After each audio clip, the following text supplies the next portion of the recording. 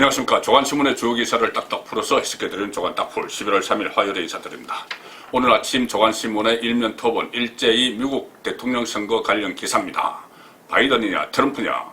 내일 오후 1시쯤에 이 당락이 거의 윤곽이 드러날 걸로 그렇게 예상이 됩니다. 한쪽이 일방적으로 우세하면은 내일 오후 1시쯤이고 팽팽하면은 더 늦어질 수도 있고 상당히 늦게 발표될 수도 있는데, 일면 톱 기사들은 일제히 미국 대선입니다. 동아일보 오늘 미국 우선주의 운명도 갈린다. 자, 트럼프의 미국 우선주의 운명이 오늘 결정이 된다. 그리고 불복, 폭동, 불씨 않고 미국 대선 날발 같다. 이런 기사도 있고요. 지금 대통령 선거 기사가 전부 일면 톱입니다. 트럼프, 바이든, 펜실베니아 결투. 보는 시각들은 약간씩 다르지만은 어쨌든 두 사람이 팽팽한 접전을 벌이고 있는 가운데 바이든이 약간 우세하다는 겁니다. 성복과 불복 사이 주사위 던져졌다. 트럼프는 계속 본인이 지면 불복하겠다는 이야기를 하고 있죠. 자, 세계일보는 혼돈의 미국 대선 우편 투표까지 다 봐야 한다. 자, 당장 내일 당락이 결정되기는 어려울 것이다. 이런 이야기도 있고요. 자, 미국의 향후 산영 결정할 날이 왔다. 자, 이런 기사들이 있습니다. 이 속에서 저는 미국 대통령 선거를 보고 또 미국 대통령 백악관의 분위기를 보면 한 가지 부러운 게 있었습니다. 제가 청와대 출입을 한 10년 동안 했는데, 그러면서 미국 백악관도 출장을 가서 취재도 하고 했습니다. 그때 대통령 수행 기자단으로 가가지고 항상 보면 미국에서는 미국 대통령이 이 중요한 현안이 있으면은 백악관 기자실로 와서 일일이 브리핑을 합니다. 자, 대통령이 마치 대변인처럼 막 이야기를 하는 그런 상황이 상당히 부러웠던 게, 한국에서는 그런 대통령이 없었습니다. 특히 제가 김영삼 대통령 시절에 청와대를 출입할 때는 오전에 1시간, 오후에 1시간 비서동에 가서 취재를 했는데, 노무현 대통령이 딱 들어서고 나서 그것까지로 막아버렸습니다. 그것까지 막고 대신 노무현 대통령 본인이 춘추관, 기자들이 머무는 춘추관으로 자주 오겠다 했는데 한 두세 번은 왔지만은 그 약속은 지켜지지 않았고, 그 이후에 이명박, 박근혜 이 정부 들면서 전부 기자들과 거의 단절이 됐습니다. 대통령과. 그렇기 때문에 박근혜 전 대통령의 실패의 한 원인이 된지도 모릅니다. 너무 안에서 최순실 씨가 어떤 청와대에서 어떤 역할을 하는지 이런 것들이 기자들과 소통이, 청와대 참모들이나 대통령과 소통이 됐으면은 차단이 됐을 수도 있겠죠. 어쨌든 자, 그런 상황에서 노무현 대통령이 다 막아버렸고 기자들과 거의 교류가 없었는데, 문재인 대통령이 당선돼서 그런 이야기를 했습니다. 내가 앞으로 중요한 현안이 있으면은 직접 춘추관으로 찾아와서 국민들에게 알릴 건 알리고 브리핑을 하겠다. 그리고 광화문에서 시민들과 토론도 하겠다. 현장을 방문하겠다. 대통령이 되면. 다 이거 가문이설이었습니다. 지금 하나도 안 지켜지고 있습니다. 특히 문재인 대통령은 중요한 일들, 국정이 있어도 본인에게 유리한 한 데 대해서만은 나와서 자아자찬하거나 이런 것을 하고, 정말 꼭 나와야 될, 입장을 표명해야 될 문제에는 입을 꾹 딱 다물고 있습니다. 대통령이 맞나 싶을 정도입니다. 경제, 코로나, 우리가 잘하고 있다. 이거 자아자찬할 때는 계속 나타나고, 지금 윤석열 추미애 갈등, 이런 부분에 대해서는 숨어버립니다. 그래서 조선일보 일면이, 조선일보가 오늘 그 부분에 주목을 했습니다. 일면 톱을 보시면은, 일면 톱 하단입니다. 문의 침묵. 자, 문의 침묵. 대통령이 침묵을 하고 있습니다. 중요한 일들이 이렇게 많은데. 특히 어제 민주당 전당원 투표 있었죠. 그래서 서울시장, 부산시장 후보, 원래 문재인 대통령이 그 당의 잘못으로 인해서 재보선이 치러지면은 후보를 내지 않는다, 이렇게 해서 5년 전에 본인이 당대표 때 당원을 만들었는데, 그것을 어제 당원들 투표를 깨버렸습니다. 80몇 %, 무슨 공산당처럼 이렇게 깨버렸는데, 거기에 대해서도 아무 소리도 안 합니다. 여당이 당원 투표로 문재인 당헌 깨고 서울 부산시장 후보 공천 결정했는데 문재인 청와대 입장 표명도 없다. 자, 66.64%가 찬성했네요. 자, 이런 상황에서 아무 말도 안 합니다. 아무 말도 안 하고, 또 조선일보 오면을 보시면은 추윤 갈등, 공무원 피살. 이런 문제, 분리하면 입닫는 대통령. 대통령이 안 보인다. 본인이 임명권자죠. 추미애, 윤석열 본인이 다 임명했습니다. 임명했는데 두 사람이 이렇게 충돌을 하고 난리가 났는데도 아무 소리도 안 합니다. 그 전에 박원순 성추행 사건, 또 윤미향 파문, 뭐 이런 문제에 대해서도 본인이 대선할 때는 다 이 위안부 할머니들 다 활용을 하고 다 했습니다. 그런데 입장을 오랫동안 밝히지 않다가 마지못해 한마디씩 하는 그런 상황이 계속 이어졌죠.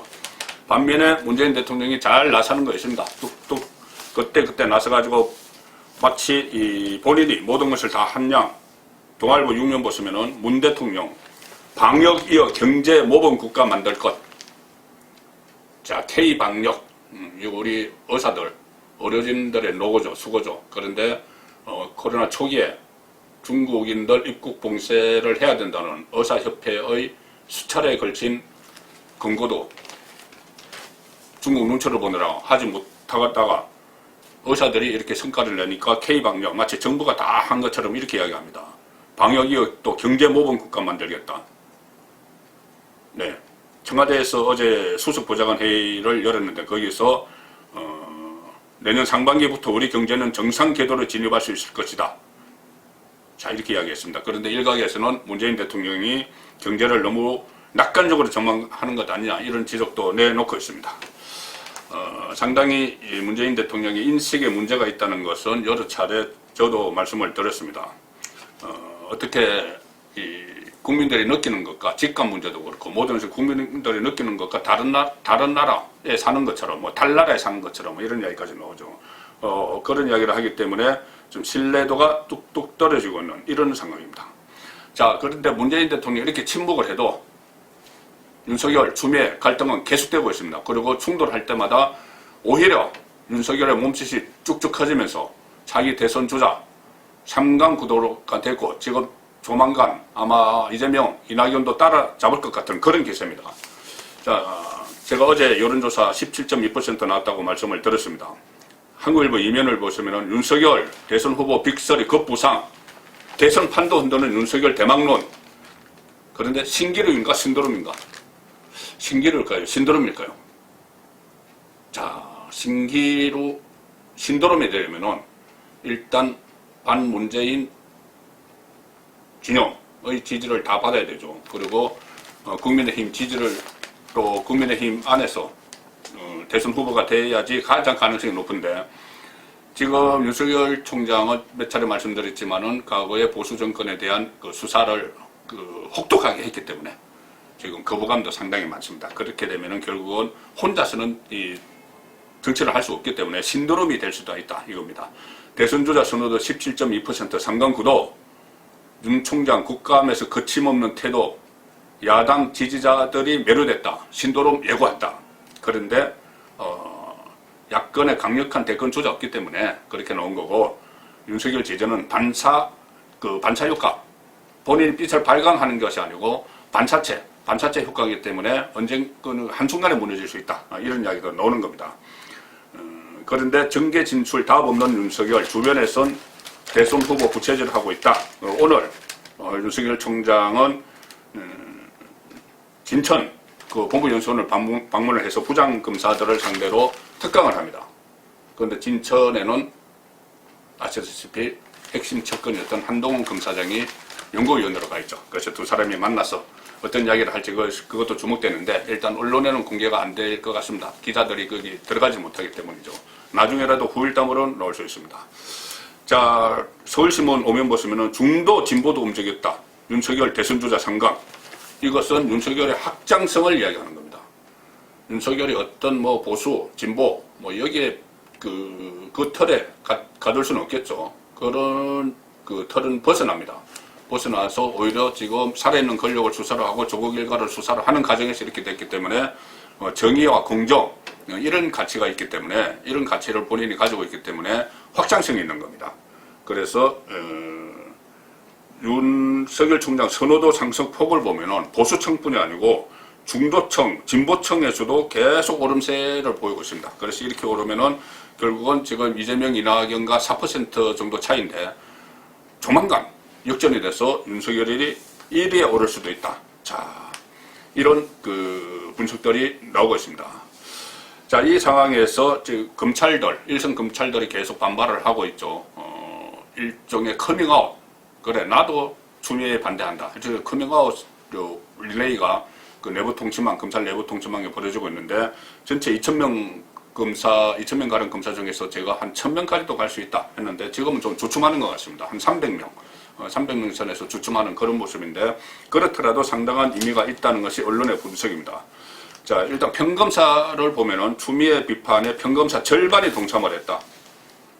그렇게 되니까 검찰개혁, 공세 높이는 여건. 평검사, 지금 300명 정도인데 평검사 절반이 동참을 했다.